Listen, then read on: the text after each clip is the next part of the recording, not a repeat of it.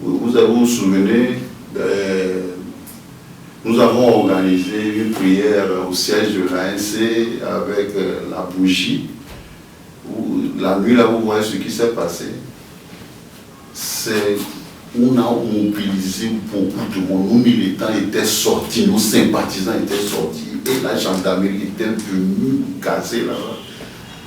On a marché sur des gens où il y a beaucoup de blessés. Ça là aussi, ça passe. Les prières de mercredi à Salem, c'est tourné à la vinaigre.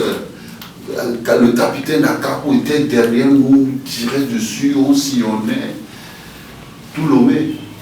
La maison de M. Fabre. Alors, chaque mercredi, jeudi, samedi, même vendredi, c'est les gaz, même dans sa maison, même dans le salon de Fabre. En ce temps-là, la vieille, la maman de Jean-Pierre Fabre était là, une vieille. Mais la gendarmerie, la police, appuyée par la main, n'ont pas pitié de nous. Nous gazaient, le quartier était lançait les gaz dans tous les sens, ça tombait dans la maison, les jeunes tombaient évanouis, étaient blessés. À Kojinchi, c'est la guerre, nous poursuivaient, nous brutalisaient, mais ça ne nous décourage pas, nous sommes là. Nous sommes là. Et on demande à nos jeunes de ne pas se décourager, que la lutte là c'est pour eux, c'est avec eux qu'on va chasser le régime dictatorial. C'est avec eux qu'on doit changer le tour. Au moment où vous faites preuve de tant de courage, il faut se rendre à l'évidence, beaucoup de Togolais sont démobilisés aujourd'hui. Quand on parle de marche, les gens ne sortent plus, les gens ne sont plus prêts à mettre leur vie en danger pour une cause. Au même moment où vous semblez, personnellement, vous semblez avoir beaucoup de motivation encore. Est-ce que vous avez de l'espoir que demain, les choses changeront? Les choses doivent changer. Ça dépendra de nous, la jeunesse. Il faut reprendre le travail sur le terrain, remobiliser, resensibiliser les jeunes, les amener vers la chose commune. Nous sommes prêts à le faire et on est dedans déjà.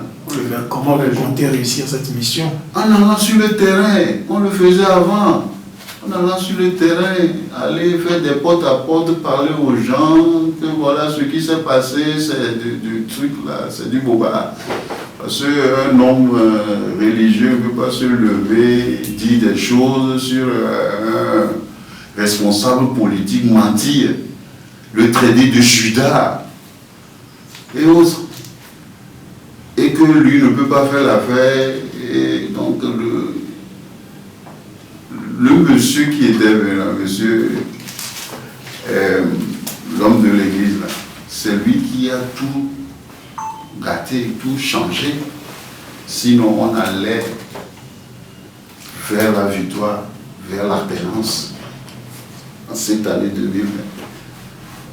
C'est ce monsieur qui a tout gâté. Donc, nous sommes prêts à revoir nos copies, à aller sur le terrain, reparler à nos jeunes, pour qu'ils reprennent le flambeau de la lutte.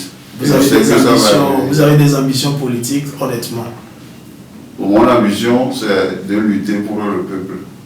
Non, des ambitions je ne veux pas être ministre, directeur, député ou bien conseil. S'il arrivait que le parti dans lequel je me trouve juge que bon, vous êtes bon pour faire ceci, pas de problème.